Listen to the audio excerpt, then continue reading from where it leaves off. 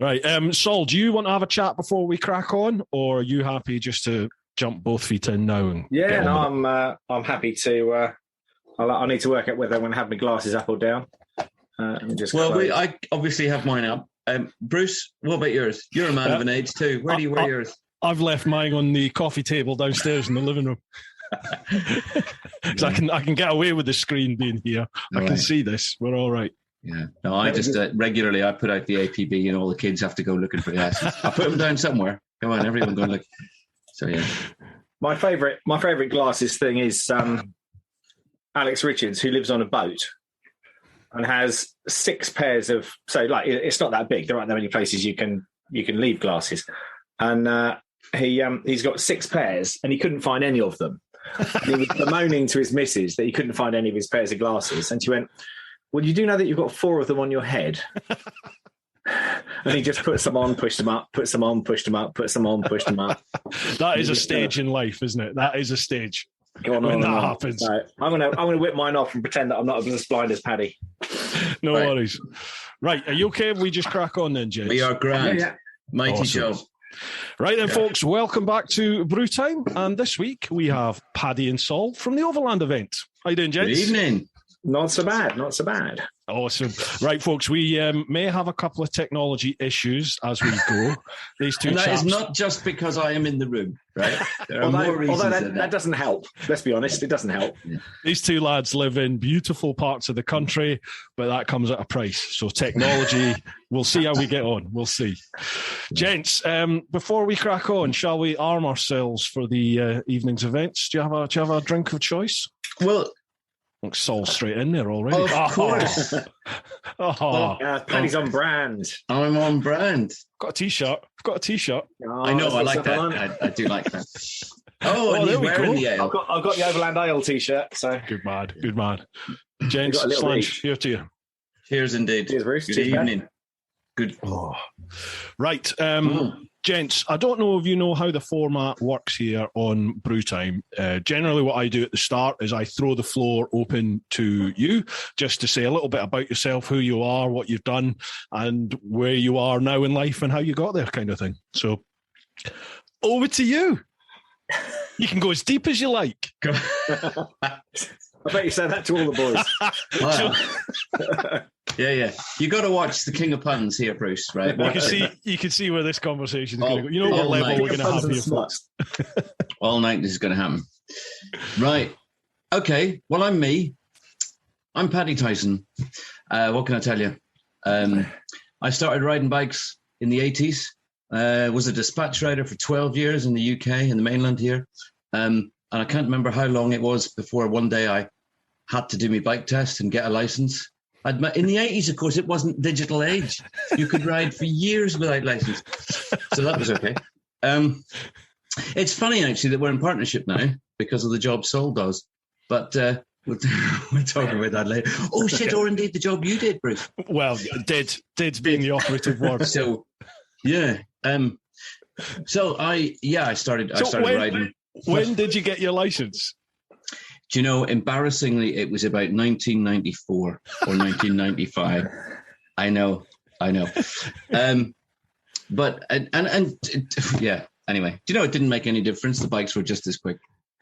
And there was a bit of a period where you had like your UK license and your Northern Irish license, and that caused some confusion on producing documents as well, didn't it? I bet it did. Yeah, I presume this bit is going to be edited out, but in essence, some time ago, Group A on a Northern Irish license, before they blended everything together with Swansea and caught up, Group A was in fact a tractor, which I had as soon as I was 16. So that was okay. If I needed to flash it at an English copper, everything was fine. But all seriousness, it's very important, boys and girls, that you get the proper training before you venture out on the road. Yes. Very important. The thing is, right, I've always been a bit of a petrol head, growing up in the west coast of Ireland, where everyone had to start driving or riding very young because you couldn't get anywhere if you didn't. But combine that with thankfully having a mother who always was looking for the next horizon took me traveling. We did our first coast to coast across the US in 1976 when I was a 6-year-old. Combination of Greyhound buses and thumbing. That's pretty radical, isn't it? Back then in the 70s. That's a good year, that as well, 76. Very good year. Well, yeah, the sun came out. But bizarrely, the sun came out in Ireland and I was in the States. I got home and everyone was pinker than me. And I thought, what's going on here? So traveling really started the bug bit then. And I wanted to travel ever since. And luckily could when I was little with her. And then as soon as I flew the nest, motorcycles seemed the most obvious. Well, that, and I was into heavy metal and thought it's a fashion accessory. So it has to be a motorbike. But then it turns out I really loved them. And I've traveled on them ever since, really. Where was your sort of first big trip on a bike, and where was it? Very exciting. Big bike trip could be to Wales, but I mean, like, where was your first, oh shit, this is awesome type trip, and where was it? I think it was probably the first time that I did the whole getting on a ferry, White Cliffs of Dover, properly leaving, because that is the emotion that surrounds that, the romance of traveling by boat, not in the tunnel. I use the tunnel a lot now, but I still love getting on a boat because that's demarcation right there, isn't it? That is, we are on a trip right now. Yeah. And it was a CG125, a 6-volt CG125, funnily enough, a 1976 model, and I think, or 77. And it was bimbling aimlessly around Europe with a friend on another CG. Now, mine cost 30 quid. His cost 40, but he did get a Haynes manual with his. And we were both running 550s at the time. I think he had a GS and I had an XJ Yamaha. But we realized we couldn't afford the fuel. So we set off with next to no money. And I have to confess to other law breaking. This is not a good podcast for you, is it? So I love it. I don't call it law breaking. I don't call it law breaking. We liberated vegetables from farmers' fields. Right, that was all. We just got there early. We just traveled as incredibly cheaply as possible. And every morning, the route was a matter of coming out of the tent and looking where the clouds were. Yeah. And going, we'll go that way. And we had, I can't remember. It was a month or something. But it was a phenomenal experience with no money at all. And just loved that. And that little bike, fully laden, never fell below 120 to the gallon. Really? Yeah, which is just brilliant. And it forced me to do every back road there was, because it was just embarrassing if you got on dual carriage. And that was where it started, really.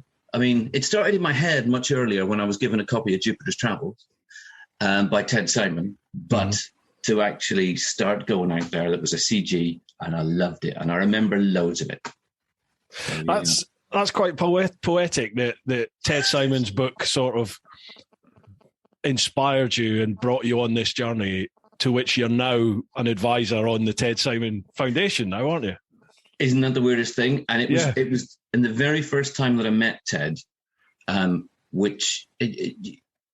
just kept kicking myself by thinking, he's drinking wine there. He's just there. And I can just talk to him and I can shake his hand. It was funny. So it was one of those first evenings where basically I said things like, we'll go home for the move.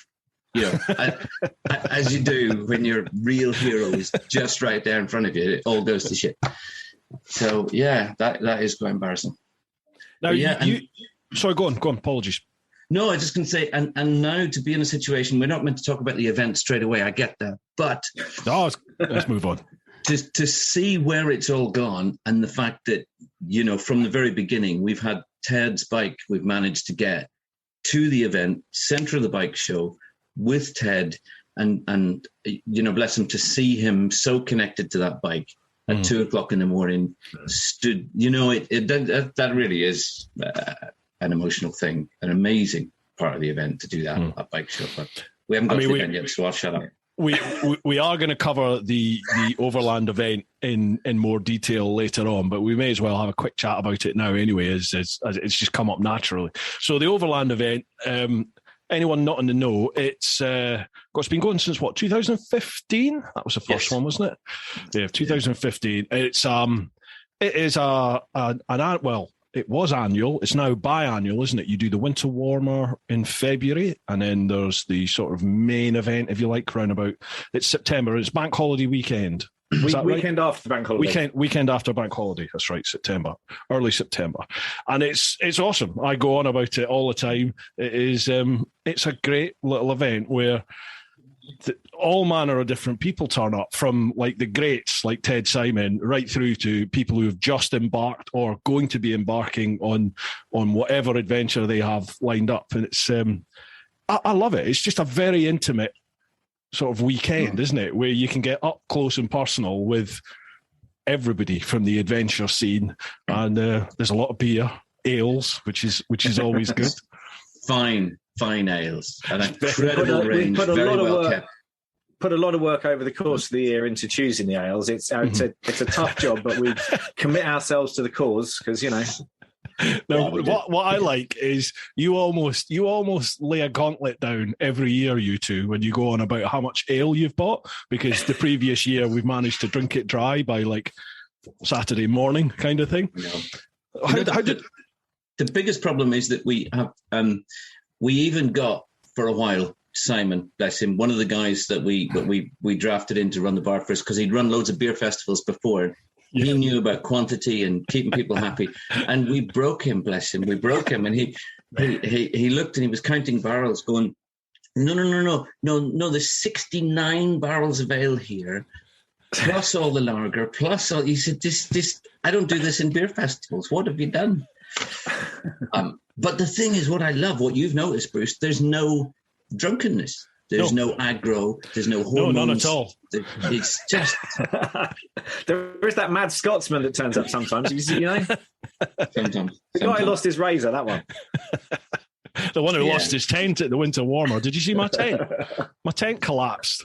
Well, that wasn't what surprised me. What surprised me was the man who'd ridden around the world would have come all the way to Northamptonshire in the depths of winter without any waterproofs and then set off home. That surprised you? No. With the storm warning. Yeah. Right, so let's rewind a little bit. We'll get to you in a sec, Saul. I do apologise. Yeah. Paddy, you were a psychology lecturer. How did that come about? Psychology and sociology. I'm really a sociologist by trade. Right. And I started lecturing in University in London way back in 2000. Because my master's was in politics and political activism, and then I started teaching on that. And then, of course, I got involved. You may know, other people may know. I then sort of combined all that campaigning and that understanding when I was then campaigns manager for the Motorcycle Action Group for 4 years. Later on, but so I've taught in London at uni. Then I started teaching various colleges, always sociology, psychology, and then more recently business. Probably been 5 or 6 years I've been teaching business.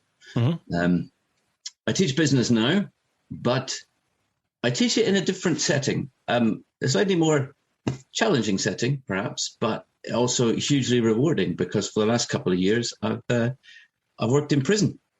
Now, the thing about that is it doesn't help when we're trying to pull together, when Saul and I are working developing the event, because we'll think Saul's going, right, okay, yeah, I'm going to make a phone call and we'll arrange to meet up with, whoever it is, I don't know, it might be Merlin Clothing or Enfield or something. And he always does this thing. He goes, yeah, okay, arrange a meeting with Paddy's due out of prison Friday about 4. So we can meet after. It's like the joke never. I take great delight in going, yeah, well, I'll have a word with Paddy when he gets out of prison. Yeah, watching people's faces. When you messaged me earlier, Paddy, and you said, I'm just out of prison, I'll be on it. I'll be there for tonight. I was wondering what you were talking about, to be perfectly honest. I was like, what, have you had COVID or something? Have you been No, they finally got me for all those years dispatch riding. Yeah, exactly. No. How did that come about then? How did you end up doing the work in prison? Stay with us. We'll be right back. Hi, I'm Wes. And I'm Beth. And we're the hosts of the Where Our Minds Wander podcast. We love spooky places, morbid tales, and unsolved mysteries. Throw in some weird science, cryptids, and ancient legends. and you have entered Where Our Minds Wander. Join us each week as we delve into fascinating true stories from the supernatural To the naturally weird. Get your favorite beverage, settle into your comfy chair, and journey with us to Where Our Minds Wander. Listen and subscribe to Where Our Minds Wander on all your favorite podcast listening platforms.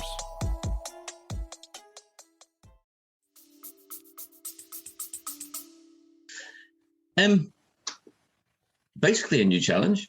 I had been working in college, teaching business, and to be completely honest, had just about enough of, on the one hand, all the paperwork that seems to be affecting teachers all over the world, well, all over the Western world, and the fact that the discipline rules have just seemed to have changed, and you have no support now. And you know, if a student's out of line repeatedly, nothing happens. And I just had sort of given up and walked away from it. And then in truth, needed a job. and at least, thought, well, at look, least teaching in the prison, you don't have a problem with them getting their phones out all the time. exactly. Hopefully, No. I mean, Hopefully, hopefully. it's where they get them out from. No, I was going to say it might get a bit messy if you too. Yeah. No, it's just because I've been involved in sociology and often been involved in social justice and done lots of campaigning around that. And it's really that the whole community thing, you know, the event itself is a similar sort of reflection of our attitude to people and inclusivity. And I thought, you know what, there's a huge sector of society that are often sidelined. And the people that I work with are a huge number of them, 40, 50% of them are on remand. Now, you as someone who obviously worked in the justice system, loosely put, for some time, knows that remand technically means not yet proven guilty, not yet had your day in court. Yep. And to have really large numbers of guys locked up for a very long time. And at the minute we know COVID happened, with COVID, court cases were all postponed. So I'm dealing with guys that are now coming up to nearly 2 years who've never been to court yet. Still on remand. Still on remand. Oh. That is soul destroying, you know? Yeah. And yet they make excellent students. They're so keen to learn, all of them, try something new, something interesting. And they've all got really interesting life histories, which is a huge educator for me. And I love it. I love the cold face element of it. And I can't pretend for a minute that I wasn't apprehensive those first few times, you know, going on to Spurs, going on to Wings, or being locked in a room with 8 guys that have, quite a lot of them do have records that are quite long. Yeah. And thinking, but they're people, you know. And for me, actually, we've got to let Saul talk in a minute. You can edit all this out. But No, this is interesting. It's genuinely interesting. For me, what's really, really, the parallels with travel are exactly the same. You know, everybody you meet, 99.999% of the world's population when you travel are nice. Yeah, they absolutely. are trying to make a living. They've got the same fears you have, and they want to look after their family, and they want to put food on the table, and it is no different. And they're all worth talking to, and they all have some intrigue, some interest. And all of my students are the same. And I make a point of calling them students because when they're anywhere near me, they are my students. I don't judge anybody unless they don't get their homework in on time. Then, you know. So, they yeah. can't even say the dog ate it, can they? No, exactly. Yeah. What do you do to an inmate who doesn't bring the homework in? What can you do? You'd be surprised how much power we have. All right. Yeah, I can't make that all public just at the minute. Right, Saul. How did your path cross with Paddy? How did your friendship come about? I was thinking while he was talking in that kind of small world thing. My motorcycling story started in 1992. Did CBT, bought a Suzuki B120 off a mate of mine, and everyone goes B120, and he's like, yeah, you go, yeah, it's like an A100 but a little bit bigger. From this mate of mine, and it was hand painted bright yellow, and had all sorts of graffiti all over the tank in black, like, you know, my daddy was a katana and that sort of stuff. And riding it the 3 miles back from his house, the candle, which was the headlamp, failed. So he was following me back, and he overtook me, and I just then sort of followed him back. And anyway, that was my mate Jules. We just ended up losing touch and stuff. He ended up going out with a girl called Jo. And if you're familiar with the team who work on the magazine, fast forward, sort of 20 years. And Jo is the lady who designs the magazine. And her other half, Titch, is the guy who does the lighting for the bike show at the event. So there was that weird, and Jules, bless him, is no longer with us. It was the real sort of, oh my God, what a small world moment. Because I'd been at a wake with Jo and Titch about 2 years before I met them in connection with the magazine, and we sort of gradually joined the dots. So where is your connection with the magazine then? How did you get into Overland Magazine? I just got suckered in, really. I was lodging with Nick Brown in Coventry at the point at which he and Paddy started the magazine. Yep. So when the time came for the website to go live, they're sat at the kitchen table, and Paddy goes, "Right, you sit down, write me a description for a T-shirt for a web shop."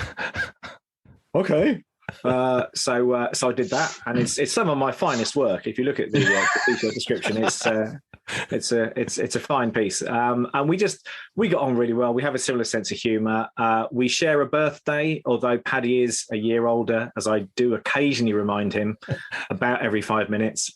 A lot of stuff is going to hit me when I get to his age, I should imagine.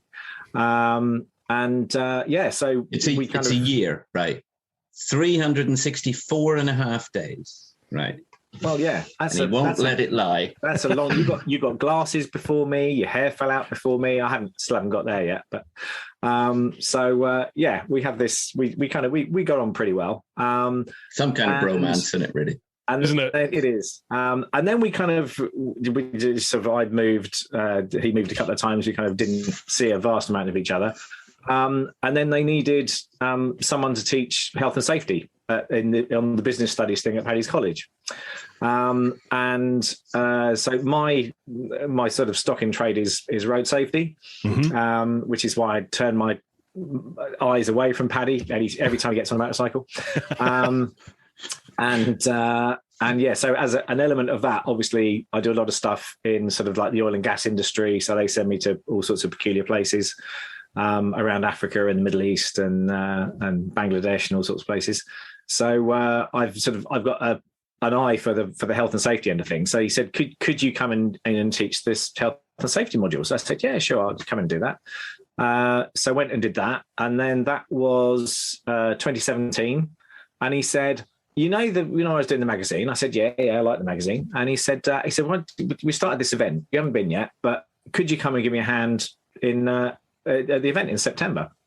So I gave him a hand for the event in 2017, and I haven't managed to get away yet.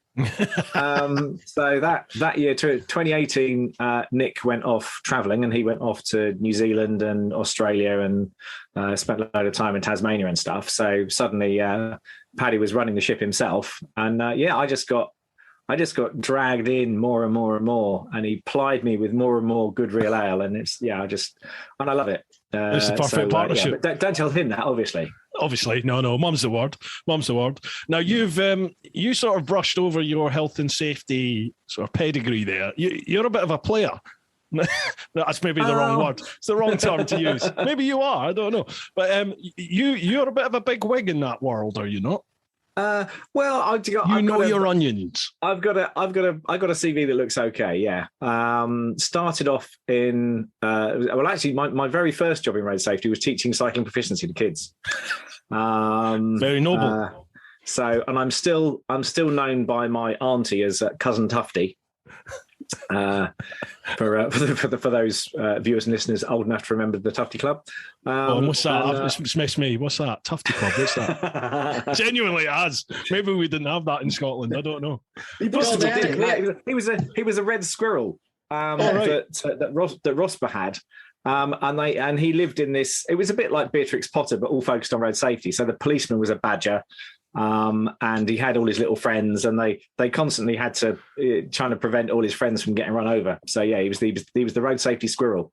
I think I do actually remember that. And they had a You thing should get that a kids could badge, join Tufty called Club the Tufty badge. Club. Yeah. Brilliant.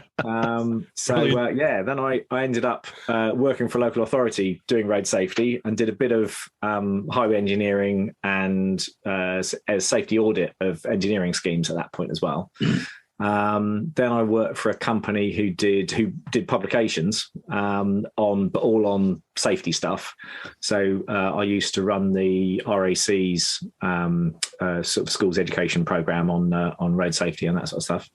And then went to the Transport Research Laboratory and ended up as the head of investigations and risk management there, but doing a lot of work for the oil and gas industry, because they don't have a lot of choice in where they end up working. Because they got to go where the oil is.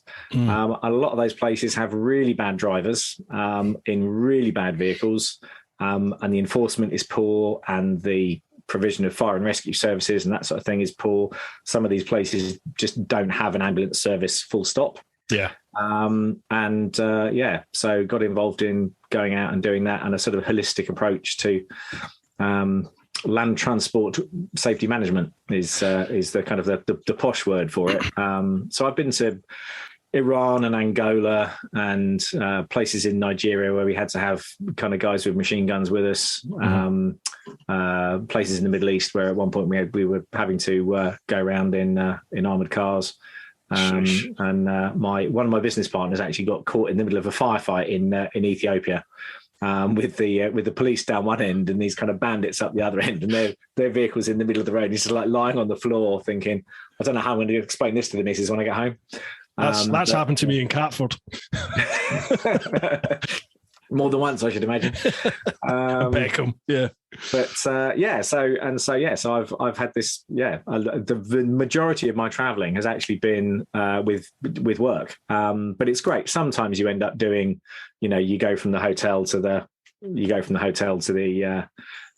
office and back to the hotel, and you do that for a week. But most of the time, because it's having to get out there, see operations.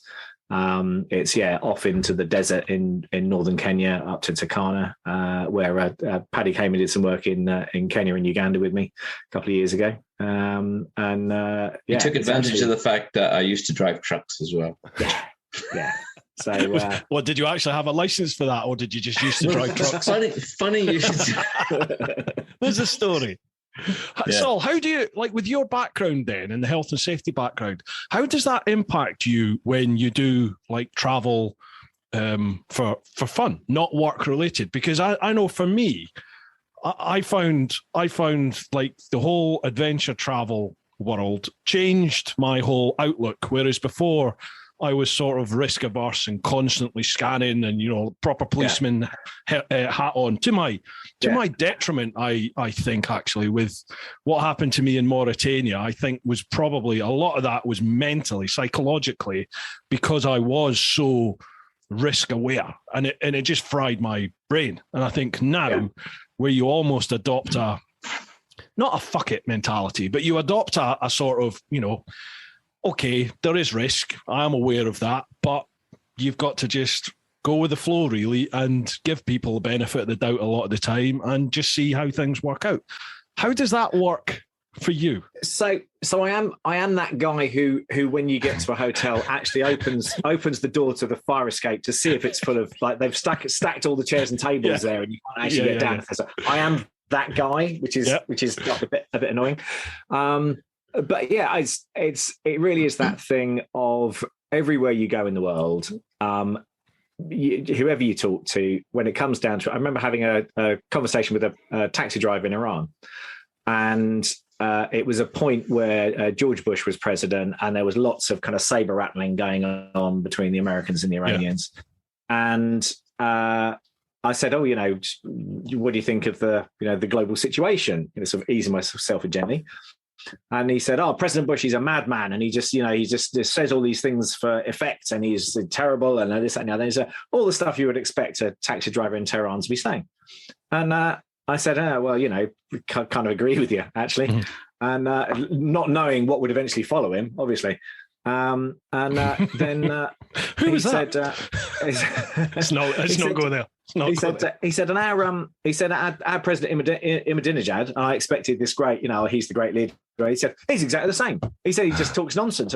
And you kind of realize after you've been traveling for a while that, all people all over the world are interested in is, they want to put food on the table. Yeah. They want to have someone to have a cuddle with when they go home at night. If they've got kids, they want a better life for their kids than they've had.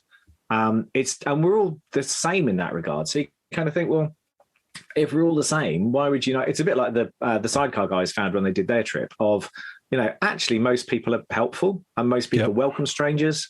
And generally the places you go where the less people have, the more they want to share it with you. 100%. Because there is that thing of, if you live out in the desert somewhere, you have to help the guy who doesn't have enough water or whatever, because that could be you. Mm-hmm. And so that's kind of the cultural protocol that they've developed of, if you're in need, I share what I have with you, because at the point at which I'm in need, I need whoever the guy I bump into to share their stuff with me. It's like it's not a purely philanthropic thing. It's developed as a culture, as a way of self-preservation. And it can take a while to tune into that when you've grown up in a Western, this is mine, you can't have it kind of atmosphere. So I guess on the, how do I cope with the kind of switching off? There is I always with anything, you can't eliminate risk, you can only manage it. And part of that is being aware that there is some risk, but actually most risk of that kind of state isn't life-threatening. The worst that can happen is, you get some stuff pinched and actually, suddenly you're sat there going, oh my God, I haven't, I've lost my wallet with, X amount in it and my cards and whatever. But actually, you can replace those. You're in a fairly privileged position. And, the guy who's managed to get away with it probably really needed it. Sorry to interrupt, folks, but because we're trying to keep the podcast down to about an hour, it meant I couldn't do the sponsor readouts live. So here we go.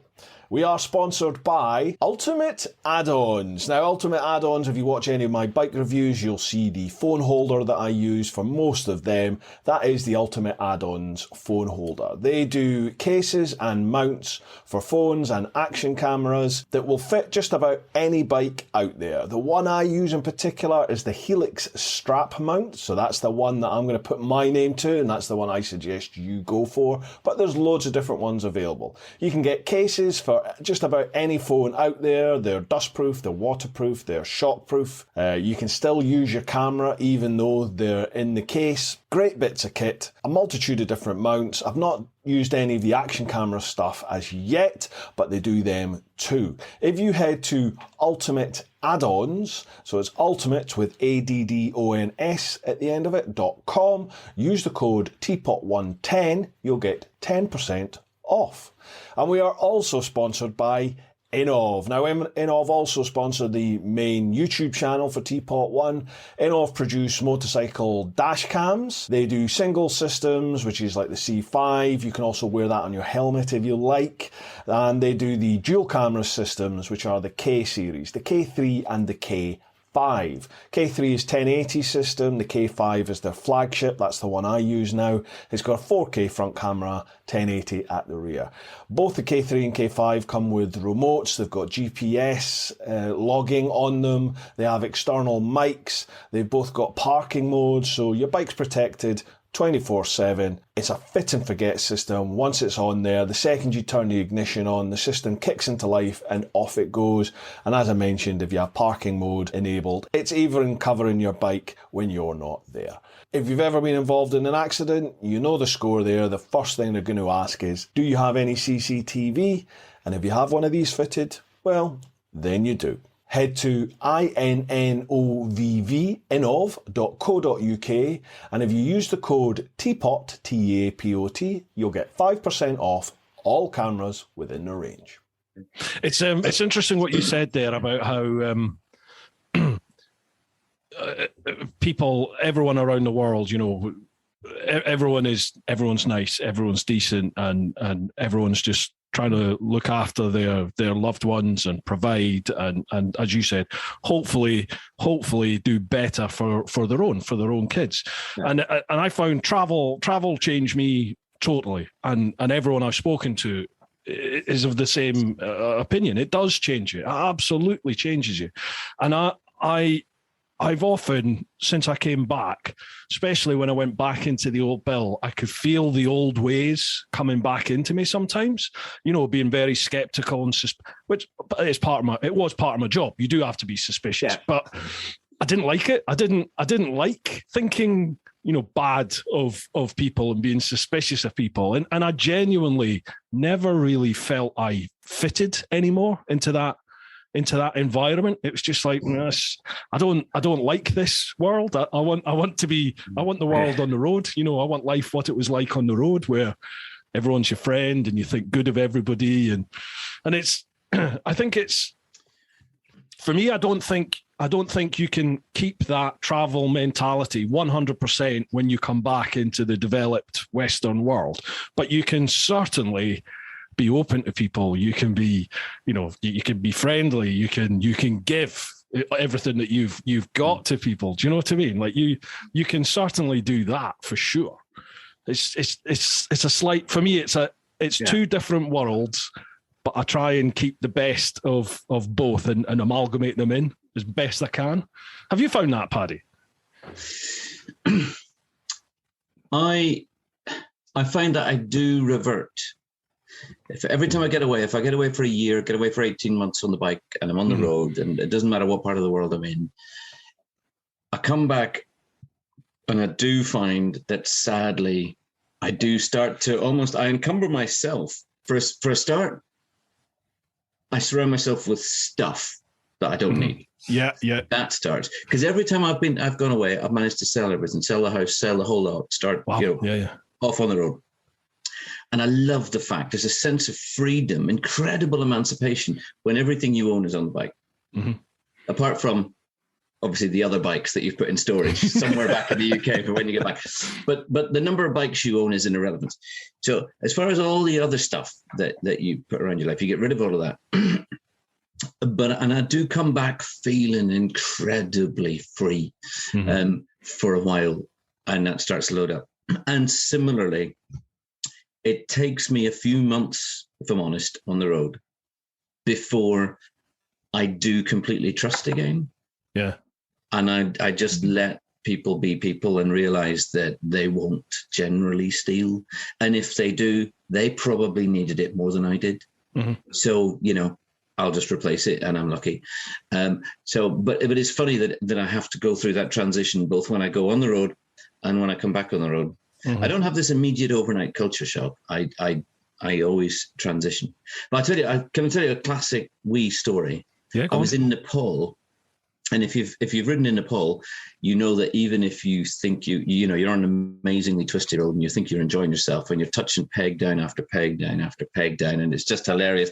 And then you check your mirrors, and there's someone on like a 125 or a 150 Chinese thing, and they're just there in the flip flops, and they're stuck in your mirrors, and you think, well, I don't mind you being there, but I don't want you to pass me, because if we get a long hill, you're going to be in the way. Mm-hmm. And anyway, I just happened to notice this guy was just right there, and he wouldn't go away. And I decided to give it some, try and get away from him. Wanted to enjoy myself, and he was just there, and then he was there again, and then he was there. And every time I relaxed, he'd reappear. And I pulled over at one of the very limited spots you can for a decent viewpoint where the road wasn't constantly twisting. And I pulled over, and the next minute he pulls in behind me, comes across and pulls in behind me. And I'm like, right, okay, what is it? Right, we're gonna see what this bloke wants. And he's please sir, and he hands me the passport that had fallen out of the back of my jeans about 40 miles earlier in a village. The poor bugger been trying to catch it. He was somebody else in the village, it transpires, had picked it up and seen, had gone and got him because he was the only one with the bike. He was a teacher. They'd said, go and find the Westerner guy. And he tailed me the whole way through this valley, this constant twisting road, until he got to me and to give me back my passport. That's mega, isn't it? Isn't That it? is mega. Yeah, This brilliant. is your British passport that we're apparently, everyone, as soon as they get this, they'll take advantage of it. And they'll say, I just thought that's fantastic. And that really, for me, is travel around the world. That's the reality. It sums it up, and it just sums it up, doesn't it? It really does. I don't think anyone that's not travelled, you can't comprehend that, because you hear stuff like that and you either think bollocks or you think it's a one-off, but it's not. It's that sort of kindness and generosity you get from people. It's everywhere, isn't it? Yeah, really is. Yeah. Right, chaps, I'm aware we have about an hour, so we're already 40 minutes into this, and we haven't even started the questions. We've got some questions to crack through, which people have posed for us to chat. I do not pre-read these questions, so they'll be a surprise to me. They can be quite obscure. So first off, we'll go to Patreon, to the clan over on Patreon, patreon.com/TeapotOne. First one, Charlie Callard. Evening all, hope you're all well. Cheers, Charlie. So my question, pot noodle or super noodles, which is best and why? This is the sort of caliber we have, okay? Pot noodle or super noodles? Right. Pot noodle because it's in a pot. No. Everything. Yeah, everything you need's in a pot noodle, isn't it? It's all there. No, too much plastic waste. So I'm appalled that you would even think that. Oh no! You can use it to put your beer in afterwards. No, because I have a perfectly good stackable Overland mug here. No.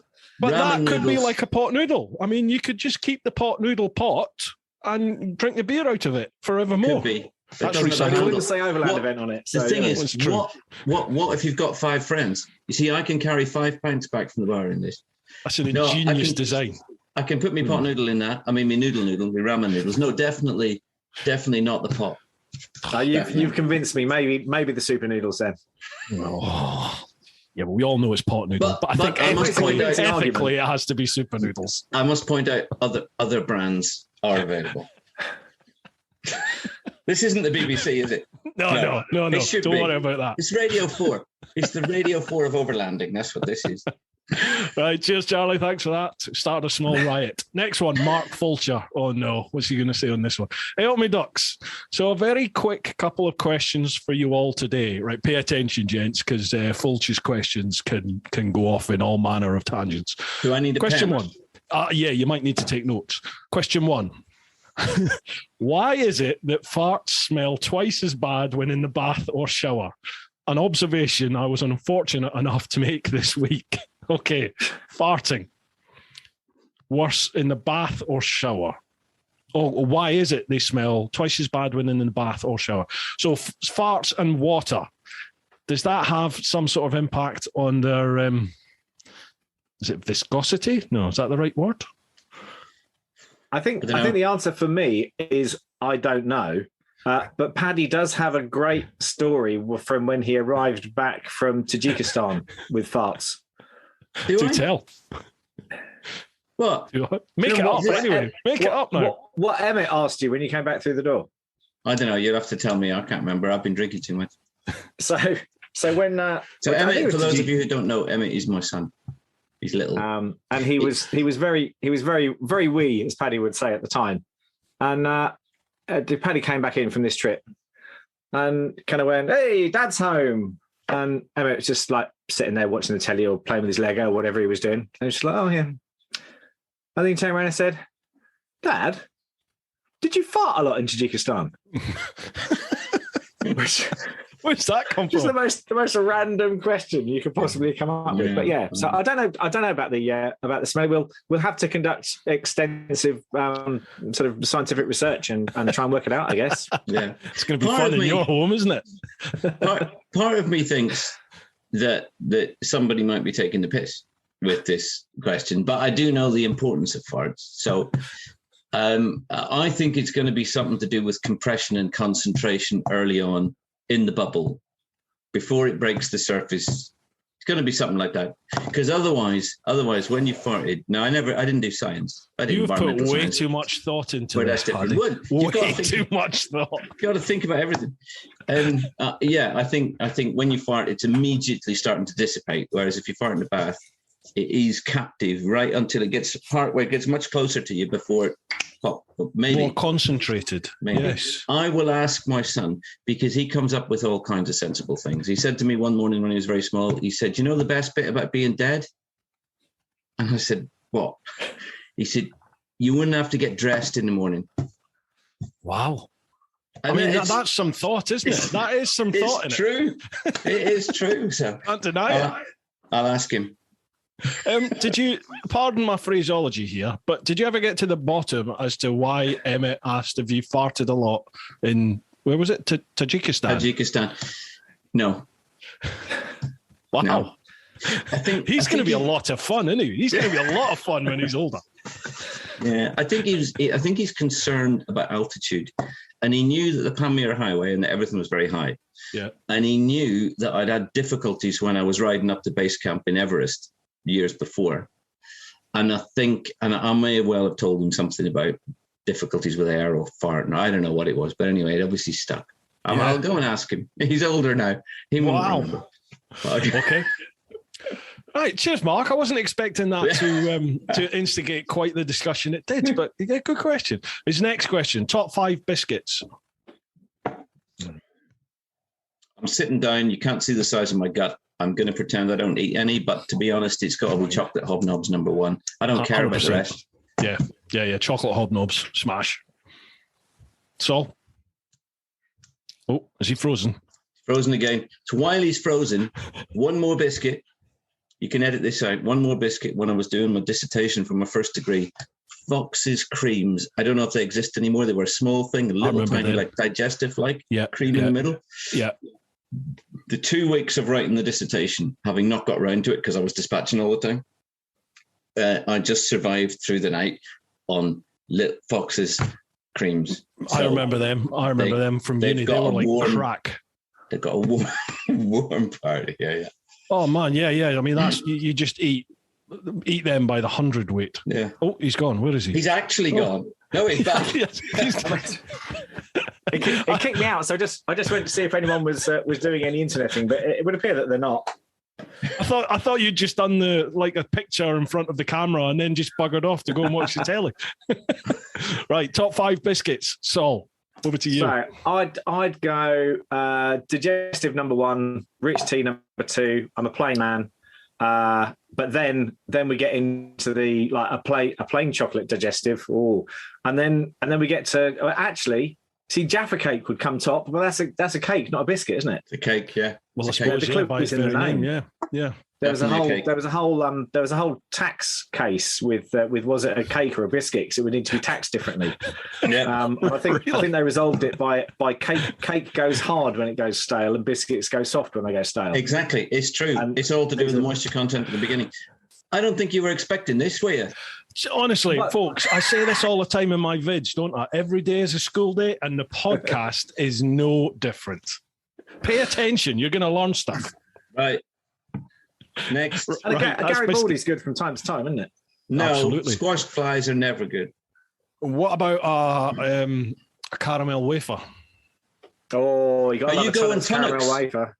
Well, I was thinking Tonic's Tonic's tea cake, but it's a cake. But the wafers, the caramel wafers. They're definitely biscuits. So, question to a Scot, right? Because you may know this. Why do they package them ready stale? Why don't they let us have them before they've gone stale? It's not stale. It's just Scottish. That's just our taste buds. It's not made from girders, though. No, it's not. It's because you're south of the border. I once went to a road safety conference in at Tully Allen, which is the Scottish Police College, which Bruce will know. And they got hold of Tunnock's and said, "Can we have?" It's like a 3-day conference. Obviously, everyone needs to start their day with a hearty snack of some description. So in our delegate pack, we had 3 Tunnock's caramel wafers. And we discovered that evening that if you've got 30 people all sitting around and they've got 3 each, you can have some brilliant games of Jenga with it, or Yenga if you're posh. And then of course, and it was brilliant. So the first night, fantastic, really tall tower. And then as the time went on and we'd all got a bit more peckish, by the last day we were trying to play with 10 of them, and it doesn't really work. But They would just. I They would. I can't see them without thinking of a whole load of drunken road safety people busy trying to do that. I wouldn't get through one game of Jenga. I'd eat the lot. No problems. Right, next one. Adam B. Hello all. I've heard of the Overland Event and it's perked my interest, but not sure if it's for me. My motorcycle travel experience is limited to exploring the relative comfort of Europe. Is the event best for hardened adventurers, or will it also suit those that like the image portrayed in travel books and films? It will definitely suit anyone. I've had a real thing. When we did the magazine, for me, it was not about adventure. I don't like sticking that in front. I don't like thinking that you can't go off touring on your bike unless you got TKC 80s or other novelties are available, obviously. But no, for me, I'm thinking, if you ride an FJR, if you ride an RT BMW or a Pan-European, I used to try and make the magazine home for anyone that just wanted to travel. It was about, and the event is the same, it is about motorcycle travel. Yep. And if you're all tarmac, good on you, because there's so much. You go around the world on tarmac and never come off it and have an amazing time. And Saul knows this. I'm a real sucker for color coordinated boxes anyway. I just I love road bikes. Maybe that's the courier days. No, the Overland Event, it covers everything from states of mind on the road to fear you might have to the basics of setting up a bike or keeping a toolkit, to just telling stories or watching films or just being in a community. And you mentioned earlier, Bruce, about the community feel. It's residential only, the event. We don't have day visitors. Once you're in, you are in our family for 3 or 4 days, whatever you belong to us. Yeah, you belong to us. You're absolutely relaxed and chilled. And it is a place that I have found so many people come and say what they like so much is that they don't feel even slightly embarrassed about saying, I know I'm meant to be a really hard biker, but I don't really know how to adjust my chain. And it's like, this is the place I feel comfortable to actually ask that question if I want to. Yeah. And you can be there with, the gods of overland travel are all there. Austin Vince, when he's not working down in the Pyrenees, is there. Ted is there. Bruce has been there. Everyone can be there. And at the same time, there are people who are yet to leave this sceptred isle. And they've got great experiences ahead of them. And it's the place where you can just totally chill, drink the tea. Of course, it's been free since the very inception, because tea is a binding tool, isn't it? I mean, it's a thing. You sit down with a cup of tea with someone. God, we do that all around the world. And it means such an important thing. And that's really one of the reasons we make the tea free. We want people to sit and chat. Yeah. My favourite review, and we've got loads of lovely reviews. Go on the website, go on Facebook, whatever, have a look. Ted Simon says it's his favourite event. That's very nice. That's not my favourite review. My favourite review is a guy who said, what I love about it is that I can sit and I can talk about my holidays riding around the Pyrenees with someone who's ridden around the world for 6 or 7 years, and they sit and listen to my stories with just as much interest as I listen to theirs. Yeah. And it's everyone is on a level playing field. There's no anyone who's got an ego doesn't get invited back, really. Exactly. That's what I love about it. There is no egos. There's no pomp and ceremony. It's just people with a common interest in travel and a love of bikes. Yeah.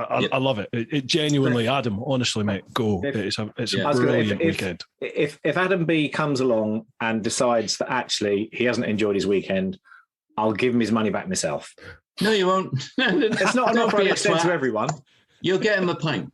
Just the one. We're not in it for the money, but we do have debts. So for you're gonna have 500 people coming up going, I'm Adam B. Yeah, I'm Adam B. Yeah, no, piss off. Let me see your driving license. Yeah. Don't ask Paddy that. Next one, Pete English. Hi guys, hope you're both fit and all well. Question: you've been asked to help fill a friend's jukebox. What 5 singles would you put in and why? That's a good one, Pete. Nice one. That is a good one. Right.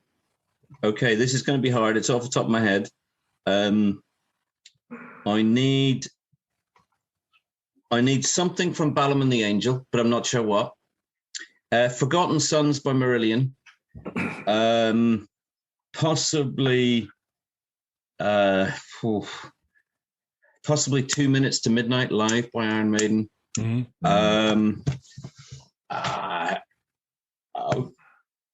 Some really dodgy, weird prog rock, but you've caught me on a whim. And what else? Something by Herb Albert and the Tijuana Brass, right? Lovely woman. because yeah, I like a bit of brass. It's uplifting, and it reminds me of Mexico. And yeah, is that 5? It'll do me. Yeah, absolutely. Right. It's probably wow, close that's enough. eclectic, isn't it? What about you, Saul? I would go for "Don't Waste My Time" by Status Quo from the Pile Driver album, because I'm a huge you're a Quo Quo fan. fan, aren't you? Yeah. Huge Quo fan. And 4 other Status Quo songs. And yeah, probably. So that would definitely have to be on there. Another one that would have to be on there would be from Martin Harley's latest album. He did an album with a couple of guys from the States. It's called Harley Kimbrough Lewis. Go and check it out. They started making it just before COVID hit, and it's taken them 2 years to actually get the album out. And they did a tour earlier this year. Martin played at the event for us in 2020, and he is one of the loveliest men, as well as one of the most gifted blues guitar players on the planet. And there's a song on there called Going to Tokyo, which is basically, it's him saying to his wife, I'm not going to Tokyo unless you're going to Tokyo too. And he lists all the things that he wants to do when he goes to Tokyo. He goes, but I'm not doing any of them unless you're there doing them as well, because otherwise I don't do them. And it's lovely. And after he played the Thursday night of the event, and on the Saturday, I think it was, he came back with his wife. They managed to get sitters for the kids for the weekend. And he came back and he did a little set around the campfire. And the way she looks at him is just magical. They're a very lovely couple. They're very much in love, and he's a fabulous musician. And I love listening to that track because of that. What else? Probably something by Frank Carter and the Rattlesnakes. They do a song called I Hate You, which the audience sing, and it's very sweary. Don't listen to it in front of the kids without checking the lyrics out first. So it's definitely something by them. Possibly I Hate You, or possibly there's a song called Crowbar, which is about being true to yourself and be who you are, and kind of break out the cage that society puts you in. That's a favourite. There's a Dr. Hook song called Everyone's Making It Big But Me, which is one of my dad's favourite songs. So I'd probably stick that on there. I'd probably put a Beatles track on there. Are you counting, Bruce?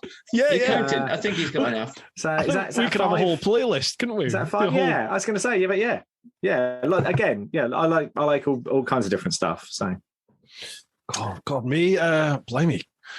And I know people laugh at me and my technological capabilities, but I'm surrounded by cassettes here. When's the last time you saw one of those? My wife still has cassettes and like VHS video. Yeah. She still has to have a video player in the house. You wonder what a biro is for. Everybody knows what a biro is for. Absolutely. Yeah. Right, music for me, top 5. Wow.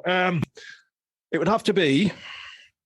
I like Hot House Flowers. Their version of I Can See Clearly Now. Love that song. Nice. I like Delamitri's what is it? Spit in the Rain. Is it Spit in the Rain? Is it that one? I think it's called Spit in the Rain. I like Stevie Ray Vaughan, Pride and Joy. That's a good song. I love that song. What else we got? I'm going to have to go a bit mainstream. Foo Fighters, any of theirs. Probably Everlong. I do like Everlong. Queens of the Stone Age, No One Knows. Love that song. Is that 5? Probably. I wasn't counting. 5 it's off the top of my head. It's close enough. Right, we're coming up to the hour. Paddy, are you all right, or do you need to complain if it isn't? No, I think it's good. You okay? I can hear movement down there, but I'm all right. For those of you who wonder why I looked over my shoulder, I'm in the loft. That's where he's kept. That's where the family keep him. That's from Caps, yeah. We've got four more questions on Patreon, and I think there's one or two over on the other socials that we'll have to that we can cover if we have enough time. If they're all as serious as this, then I'll tell you about the Overland event. Yes, and then we'll get to the Overland. Right, next one. Louise Worsfold. Hi. Have you ever played Cards Against Humanity, where you've wanted to award the win to an answer but was unable to due to the company that was playing? And what was the answer? Have you played that game, Cards Against Humanity? Never. I have. Oh, what did you think, Saul? It's both brutal and superb. It's amazing. And I have very few inhibitions. So I wouldn't not award a. I'm trying to think what the best one I've ever come across was, but yeah, I wouldn't not award a winning answer to something because it was just, that's too far. As far as I'm concerned, if it's funny, it's fair game. So yeah. Like for anyone listening or watching who's never heard of Cards Against Humanity, it is. Oh God, how would you describe it? It's the most unpolitically correct. Unpolitically? It's not very politically correct. You basically you get a question posed, and then you have you pick a random card, don't you? You just pick a card, and it has like 4 or 5 answers on there, and they're all horrendous. They're all just obscure and horrendous. And basically the aim of the game is to give the worst possible answer you can to that question. And I can't even remember how it's judged. If you have a bad taste sense of humor, it's you'll love it. Yeah. We played it. We bought it for my brother and his wife, and we played it up there with them for Christmas one year. And my brother was steaming and absolutely thought it was hilarious. And my sister-in-law wasn't and really didn't see the funny side of it. But it's mint. You've got to try it, Paddy. It's not for the kids, though. No. Definitely. Do you know, I'm maybe it's because I edited the magazine for 10 years or have taught English, but I like Bananagram. It's just simple. It's just making words. I'm gonna get you Cards Against Humanity next time I'm at the event. I'll bring it. All right. Me again, folks. We are also sponsored by the Influencer Store. Now, I've got some blurb to read for them. The Influencer Store helps you build your brand, big or small, providing you with a solution and apparel. We help you to increase your fan base while supporting you with starting your own influencer clothing line with nothing more than just an idea or design, and there are no hidden costs. For more info, come check us out at theinfluencerstore.co.uk or drop us an email at online@influencerstore.co.uk for more information. Now, if you've bought any of my merch over at TeapotOne.com, all the merch is now handled by the Influencer Store. They're top quality, great people to deal with, and I thank them for all their support. Lastly, a massive shout out to each and every single one of you, particularly you folks over on the Clan on Patreon. You go the extra mile for me, so I try to give you back as much as I possibly can over there at patreon.com/TeapotOne. Also, all of you, everybody out there who watches the vids, who listens to the podcast, who watches the podcast vids, anyone that engages with me on social media, thank you so much for all of your support. It really does mean the world. If you enjoy the podcast, can I ask you to leave a rating either on Spotify or over on Apple Podcasts? 5 stars is always preferable. And if you like watching the vids, make sure you give a like, make sure you share it, and make sure you subscribe to the podcast channel, and let's keep that growing. All right, folks, let's get back to this. Okay, right. We'll move on to the next one. Lee Vigor, how you doing, Lee? Hello to all. Hope you're all well. Question 1. To all, is there anywhere in the world you haven't made it to, but it's definitely on your bucket list? Ooh. Yes, absolutely. Yep. It is a point on a map, but it is Tierra del Fuego. Mm-hmm. I have set off for Tierra del Fuego 3 times. The first time I ended up working on refugee camps in the Philippines. The second time I got as far as Panama City with a bike that had fallen apart. I'm just. It's not my navigation that's bad. It's that the world is just so remarkable. And even though I, try and set plans, if I stick to plans, I almost get angry because I may not fulfill them. I like to travel. And if I meet someone who says, oh, have you seen Uncle Bob? He's got these great waterfalls and they're 400 miles that way. I go, well, if Uncle Bob's going to put me up for the night, I'm going to go and look at the waterfalls. And my traveling becomes weird. And I have never got to Tierra del Fuego. And I know I can do Google Earth. I can look at it. But I also grew up, I'm going to get quite emotional now. Not emotional, but my primary school, it wasn't very big. There were 2 rooms. So the first 3 years were in room 1, and the next 3 years were in room 2. So for the final 3 years of my primary, I sat beside a relief map. Do you remember them? A map on the wall that actually was bumpy. Yeah. So that, the Himalayas were purple and they stuck up really. And there were points on that map that when I wasn't listening to anything else that was happening during lessons, I was going to go to one way or another. And I still never hit Tierra del Fuego. Got to make it happen then, man. Got to make it happen. Got to make it happen one day. Yeah. I didn't have this yearning to travel till later on in life, but I've always been fascinated with maps. I've always loved just staring at maps and just looking and imagining what different places were like. But it was weird that I never had that impulse to travel at all, like the Overland thing, until right in my 30s. Yeah, it's weird. What about yourself, Saul? Yeah. For me, it would be South America. So I've travelled to. I've worked on all the continents apart from Antarctica. But the only experience I've got of South America is Suriname, which is the least representative South American country you could possibly find. It's like, oh yeah, you went to South America. Yeah, they all spoke Dutch. What? So I mean, it's a fabulous place. If you haven't been to Suriname, I thoroughly recommend it. It's the weirdest melting pot of different cultures. It's fantastic. But South America always held a particular fascination for me growing up, because my parents met on a tour of Europe and South America. My mum was a ballet dancer, my dad was an actor. They were on this British Council sponsored tour. So my mum particularly would talk about all these places that they'd been to. The fact that she lost her virginity in Lima, bit of a weird thing for your mum to share with you. But, it is, isn't it? We were that kind of family. South America is the place that I'd most like to go that I haven't explored. Have you got plans then? Plans to do that? To visit? Well, my son-in-law is Colombian, so I'm kind of hoping that at some point, I'm going to get an invite. I love Colombia. Such a cool country. It really is. Brilliant place. I hear a lot of good stuff. So nothing imminent, but it's there kind of burning its little hole in the back of my head, and at some point I'll pull the trigger on it. For me, it's Mongolia. That was at the inception when I decided I was going to travel. It was after watching Long Way Round, and the Mongolian bit really struck a chord with me.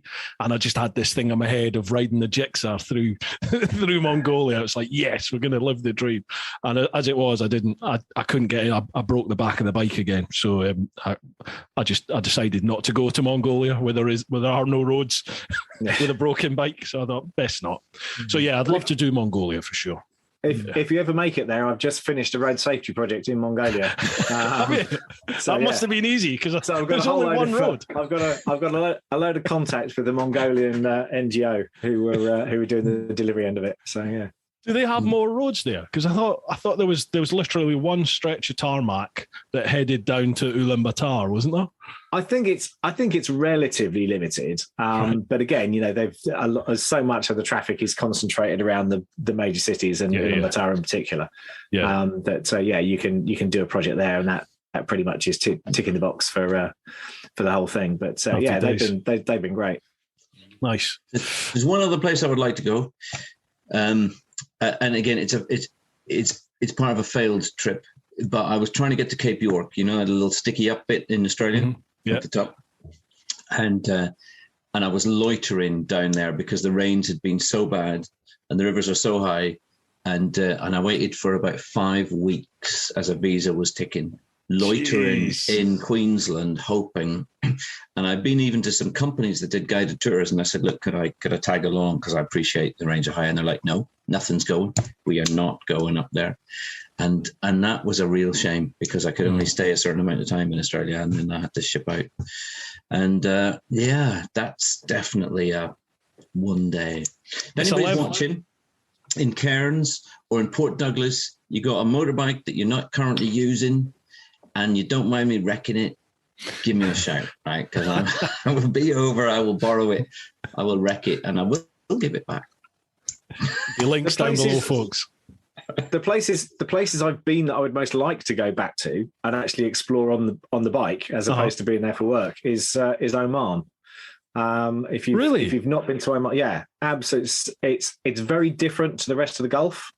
They are very much their own people, and it's fascinating and fabulous place to be. I thoroughly recommend a visit to Oman.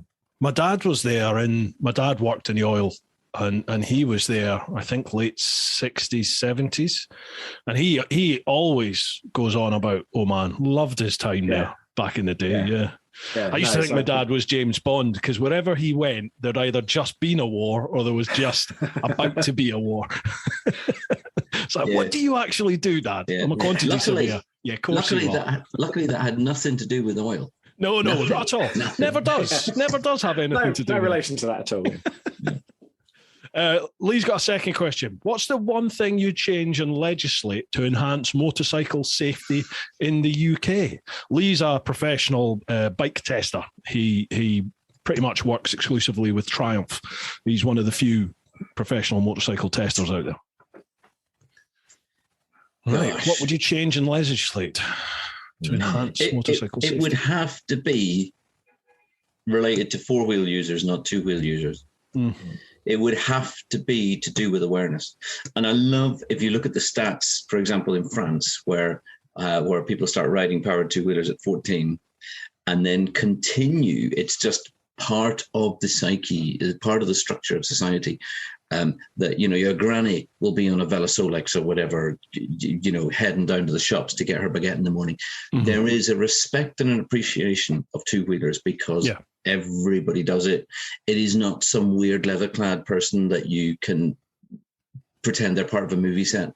You can see that it might be your granny or it might be your brother.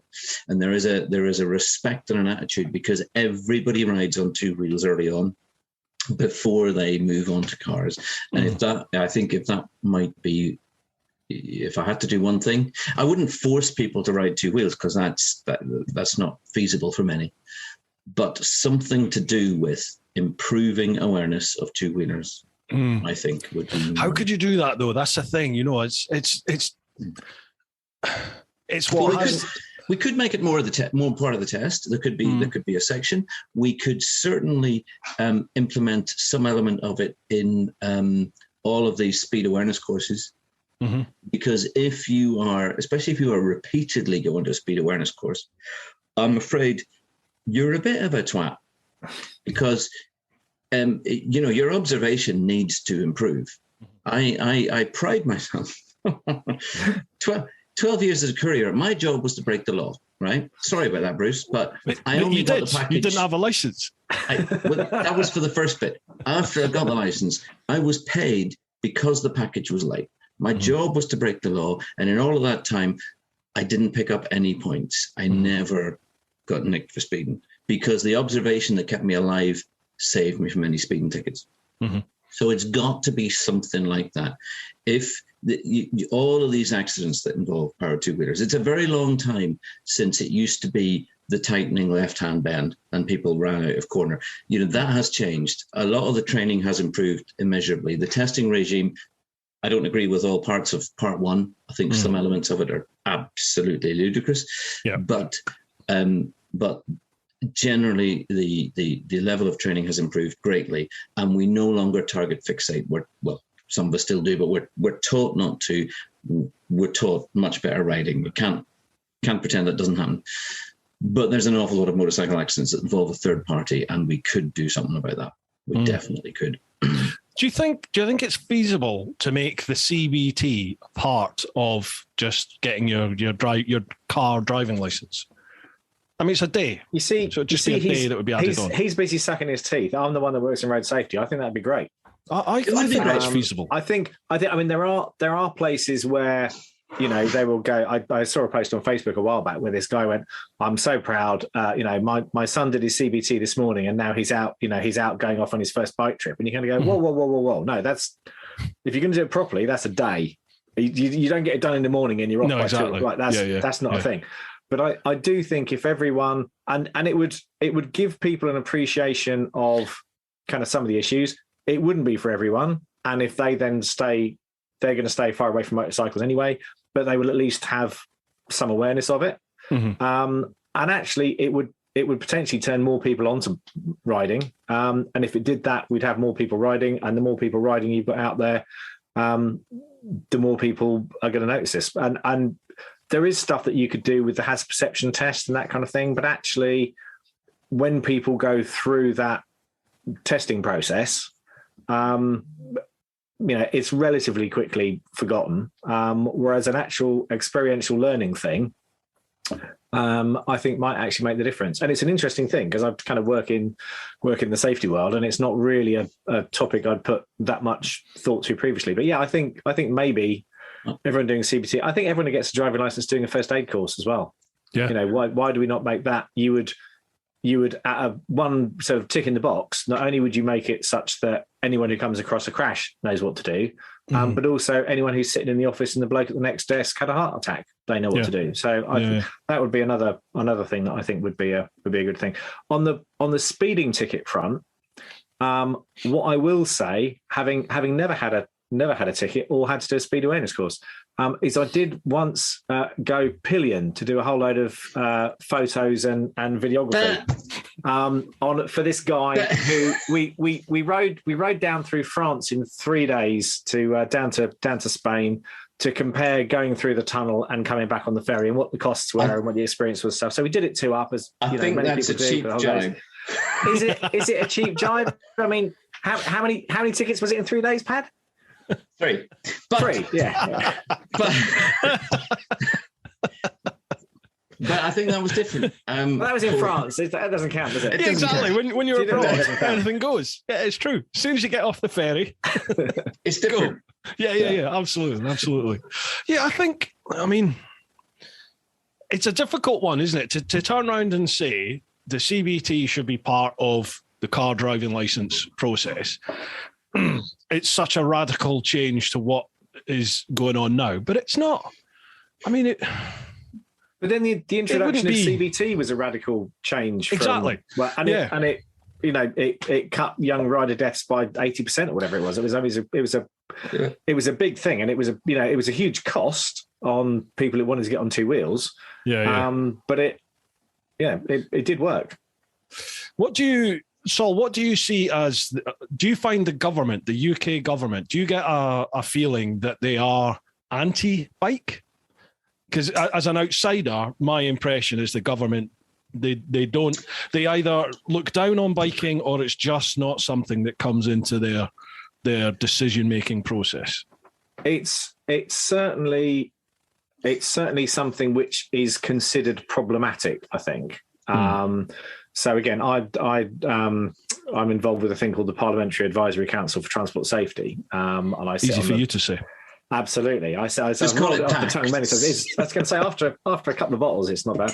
And I'm on the Management and Finance Committee, but I've been involved in it for a long time. And so you get a certain amount of involvement with civil servants and ministers and all the rest of it.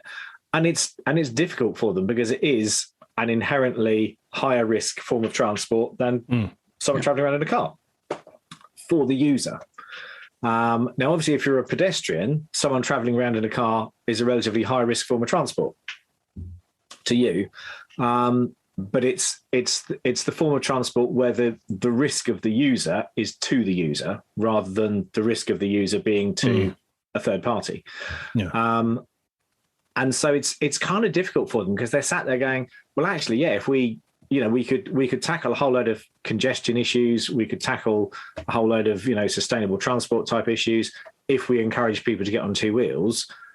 But it is higher risk. And it is, it comes down to that, can you eliminate risk from life? No, you can try and manage it. But so it's a thorny issue for them. But you say inherently higher risk, Saul. And the reality is, if you look at any country where the motorcycling park, if you like, the number of motorcycles that are registered and exist in whatever part of the country that is, the accident rates involving motorcycles are much lower. Yeah. And it's the same with cycling. If the more people you can get cycling, people get used to the fact that there's loads of cyclists everywhere and they don't knock them off anymore. And so... I've just done the Bike Safe course a couple of weeks ago, and the statistic they banded at us was horrendous. It was something like, I think motorcyclists make up something like 2 or 3% of the vehicular population in the UK, but we make up, I'm sure it was something ridiculous, like 80% of all road-related fatalities. It was something insanely high like that.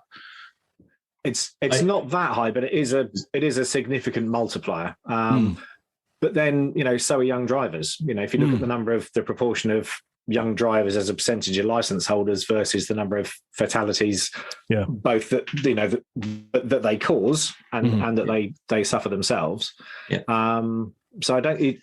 That shouldn't be a reason for kind of shying away from it. No, there's always terrific confusion around the term KSI, because a serious injury, you and I, as it's classified for many of us, is really not. So there is a very great difference between fatalities and KSI figures, and those are often blurred depending on which side of the fence or what argument you're trying to make. All received. So, yeah. Gotcha. So it is worth investigating that.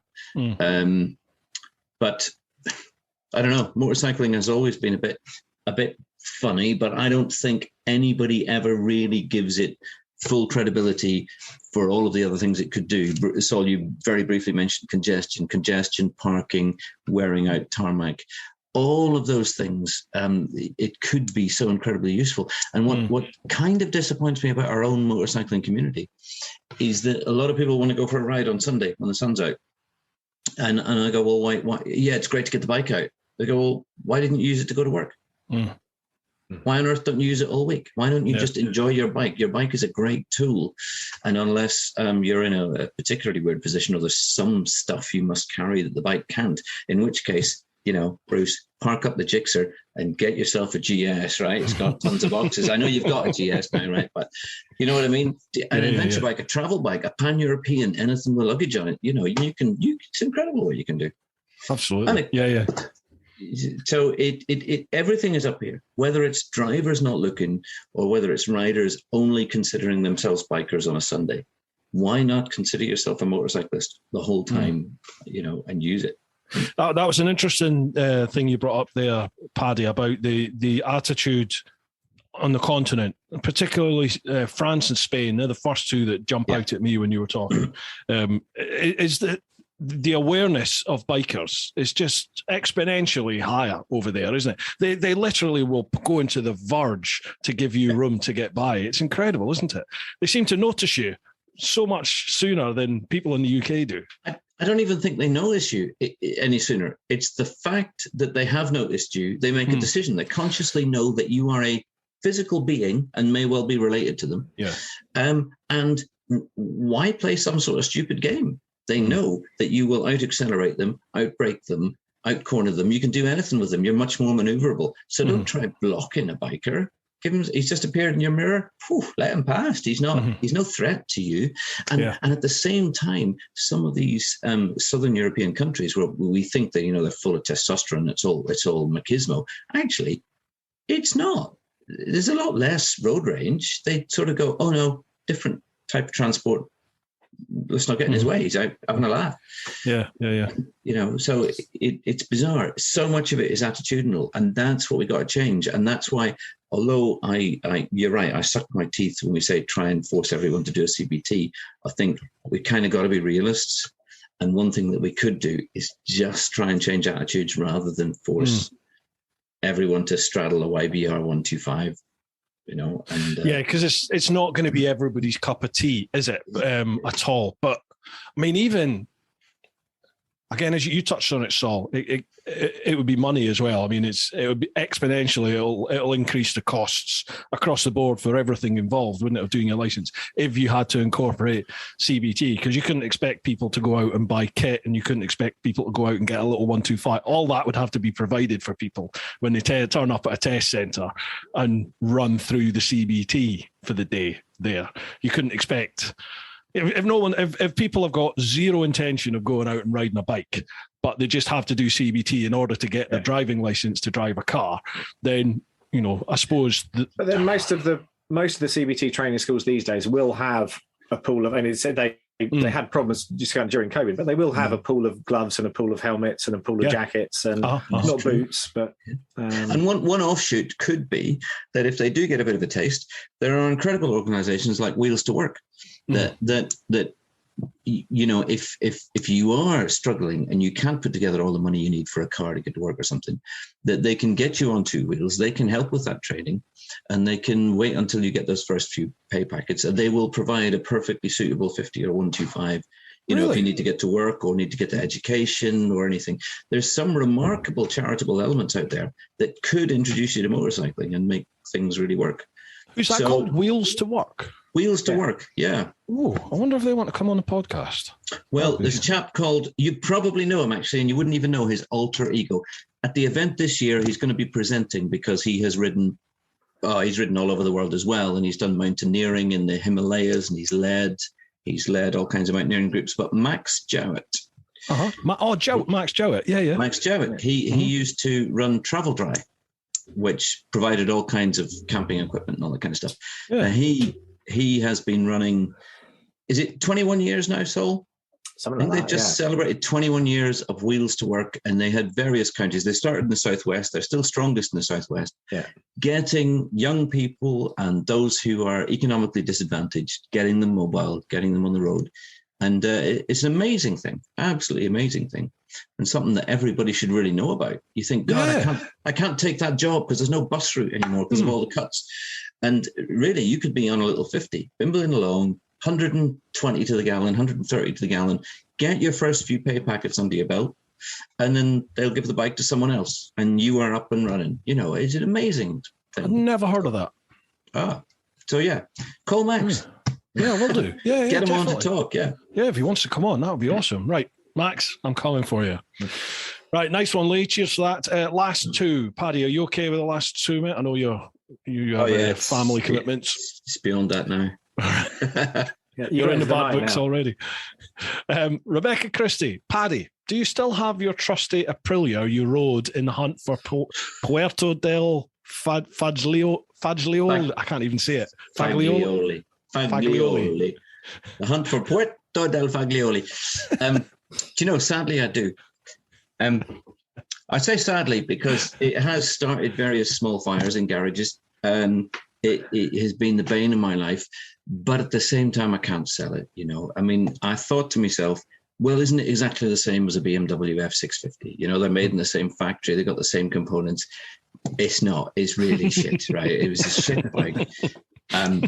It's still a shit bike. I bought a spare one. I tried to cannibalize it and make two. I just made two fires. Electrically, it's a disaster. But I do still have it, and I'm emotionally attached to it. And Saul laughs, but frankly, it's an heirloom. It and a book. If young Emmett, when he stopped, what have your kids ever done to you that deserves that? I know. Thanks, Dad.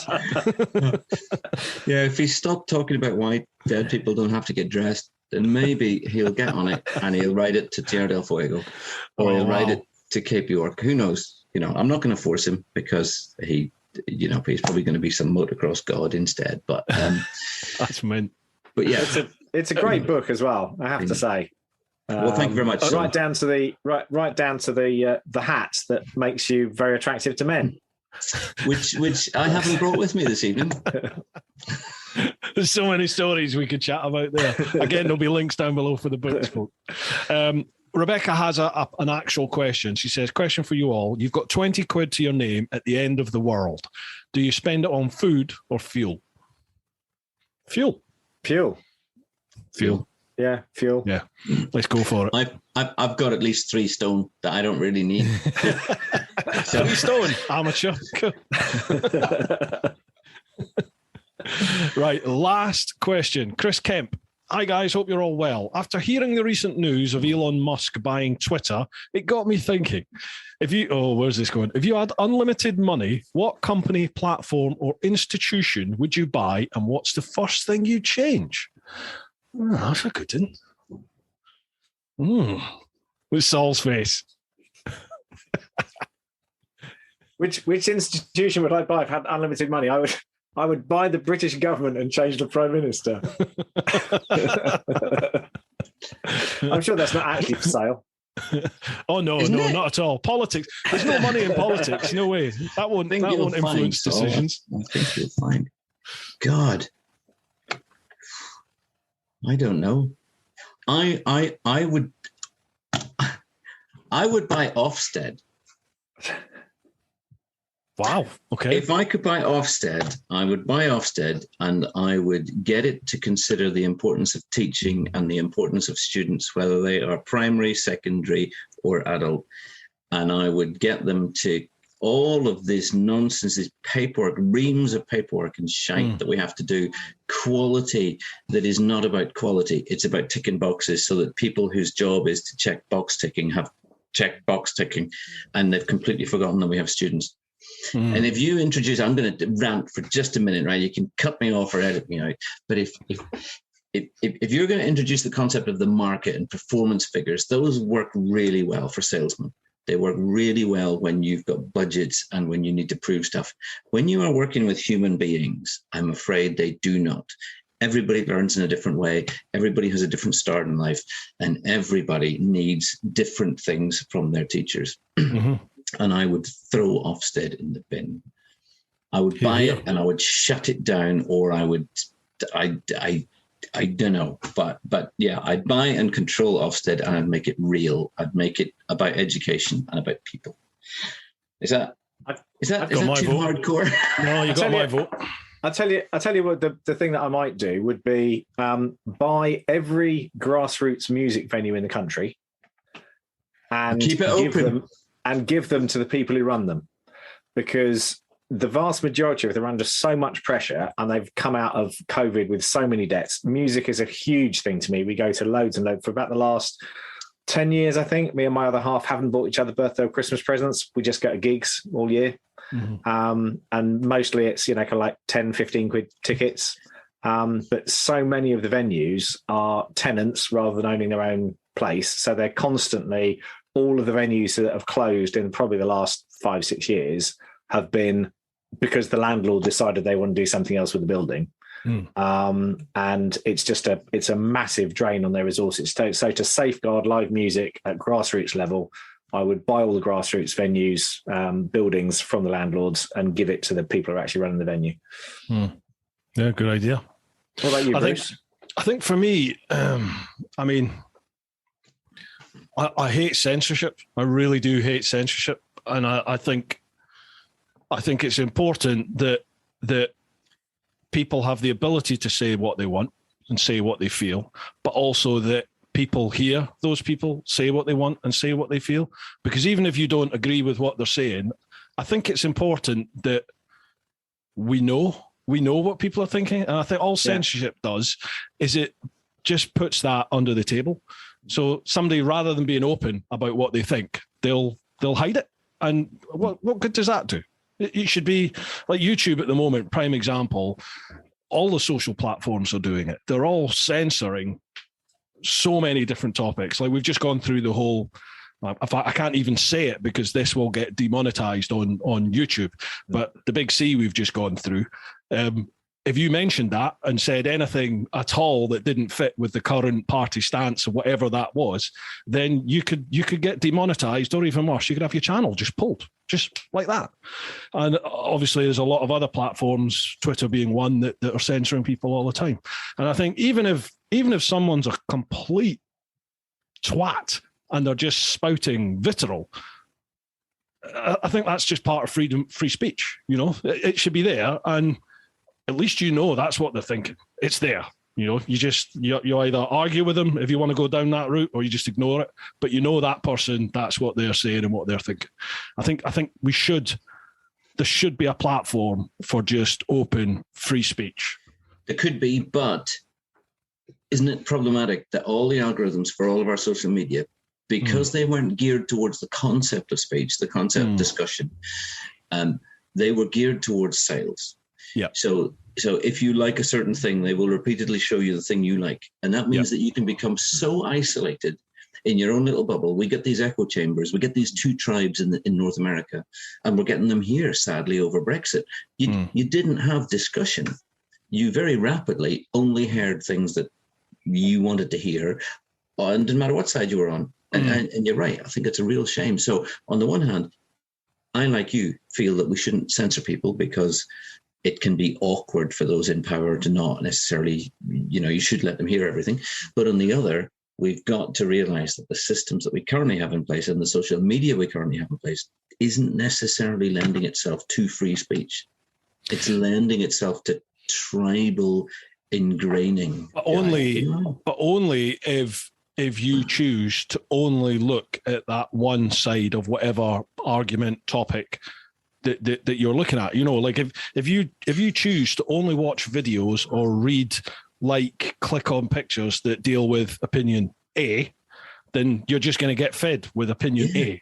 But if you choose to look at opinion A and opinion B and opinion C, the algorithm will feed you all them. So I think it depends on what type of person you are. My point is it's quite a battle to go and find things the algorithm doesn't want to show you.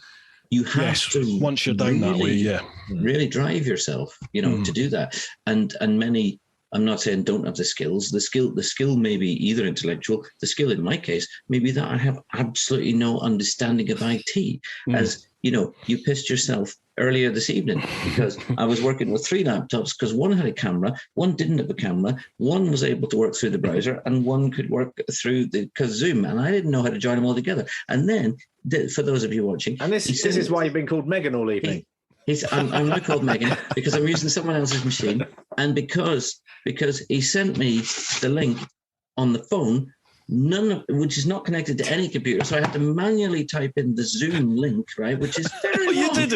You didn't. I did. Right. So don't tell Paddy. Saul, that year makes all the difference, doesn't it? You no problem really at all. Does. Straight in. It really does. Anyway, so don't laugh at me and my IT skills, right? Because we managed to pull this off tonight. And if you come to the Overland event, I am not in charge of any part of the presentations, right? We have an incredible AV team. And the AV team are dedicated to each barn, each venue.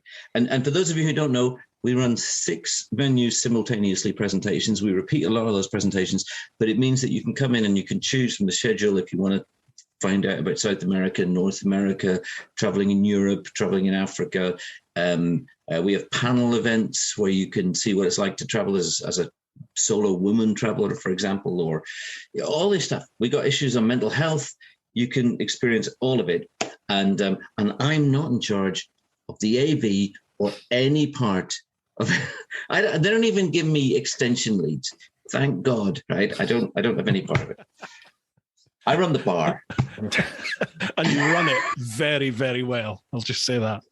Very good bar. Gents, I think there's maybe 2 questions on Instagram, and I think there's 1, maybe 2 over on the Facebook.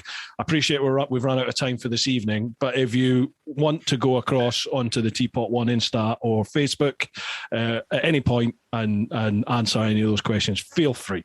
Folks, if you did pose those questions on Instagram and Facebook, apologies we haven't got to you, but we've already gone well over half hour, the sort of allotted time that we had. Thank you very much, gents, for that.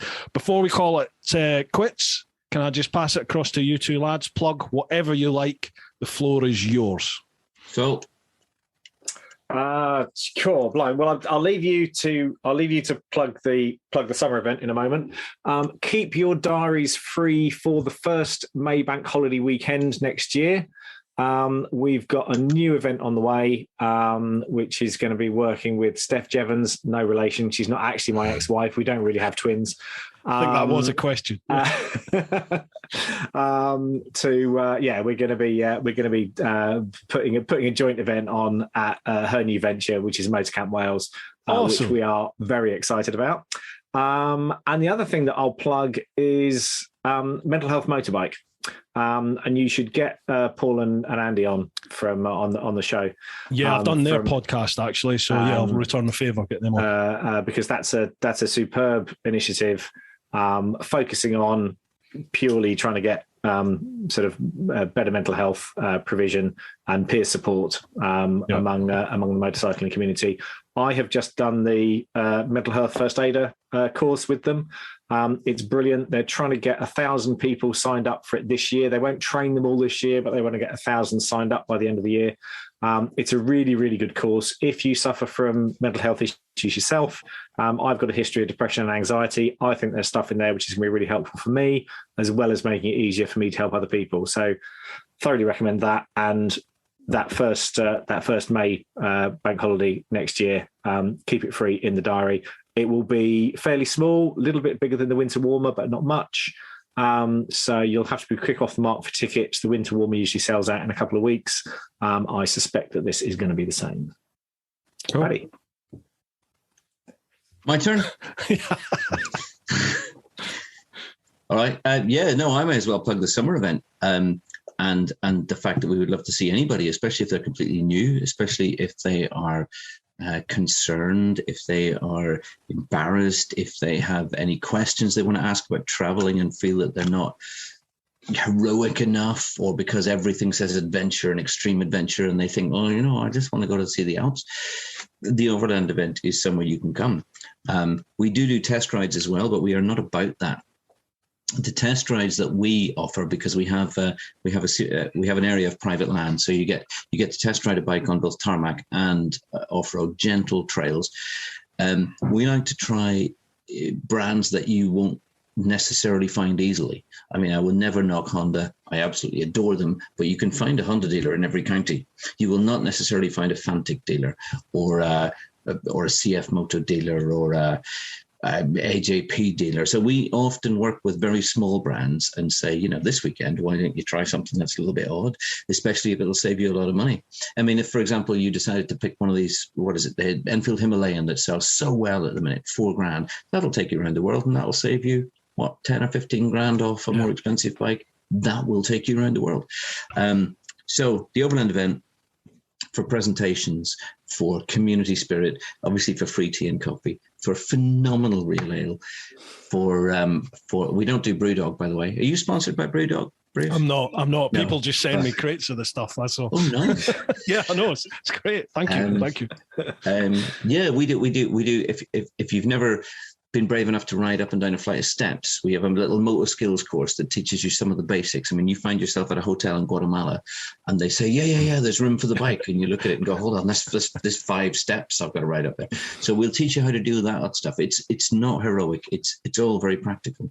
We show films, and we have tons of bean bags. And this year, actually, because we always raise money for charity, every year we give away money for charity. That's what we're about. We're not about earning for ourselves. This year, one of our charitable things, we have got an incredible barber who's worked in loads of salons in London. He's uber hipster, cool, right? And he's going to cut you facial or head hair, whatever way you want, gratis if you can't afford it. If you can afford it, the money goes in the bucket for our various charities this year. Oh, wow. So he's absolutely great. He'll be there, especially on Saturday. He's going to work a full day on Saturday. He's working himself on Friday, so can't get there until Saturday morning. But he'll be there all weekend. And that's just one of those things, come, relax, chill, enjoy the whole weekend. And if you can save a haircut for another 5 months, he's your man, really. I like the fact you specified facial or head hair, just in case anyone came with any other crazy ideas. That's that all didn't he's even doing. pop into my mind, but after a few beers it would. That is all he is doing, all right? And some of us can't really get him to do our head hair anymore. All right? Folks, I keep on going on about it, but the Overland event, honestly, it's a very special event, and it's my favourite one of the lot. It's a great environment. It's a cracking weekend, a load of fun. There's no pomp and ceremony. There's no divas. There's nothing like that. It's really chill. What there are 70 incredibly hardworking volunteers. Absolutely. To make the whole thing possible. Yeah. Yeah. And we absolutely love them, and none of it could happen without it. It's got a real community feel to it. It really does. There's not like a presenter and then the audience. Everybody mixes in. Everyone's in the bar having a giggle. It's a great couple of days. So check it out. There'll be links all down below for everything we've just spoken about. If you're listening to the podcast, check out the show notes. And if you're watching the vid, have a look at the vid description. Get yourself some tickets. Gents, thank you so much for giving me nearly 2 hours of your time on a Friday evening. Thank you, Bruce. Thanks for having us on, Bruce. My pleasure. I'm gutted I can't make this September's Overland, but I'll be there for the winter warmer if I'm invited, for sure. Absolutely. Bring your water, Bruce. Yeah, well, I'll bring my waterproof this year, and hopefully my tent will stay up as well. If I can help in any way with promotions, let me know, and folks, I'll be posting on my socials about it anyway. Super. Right, gents, thank you so much. Really do appreciate it. Folks, hope you've enjoyed this one. As always, keep doing your thing. Keep on getting on out there. Look after those that you love, but most importantly, live your life. Woo-ha! Cheers, boys. Really appreciate that.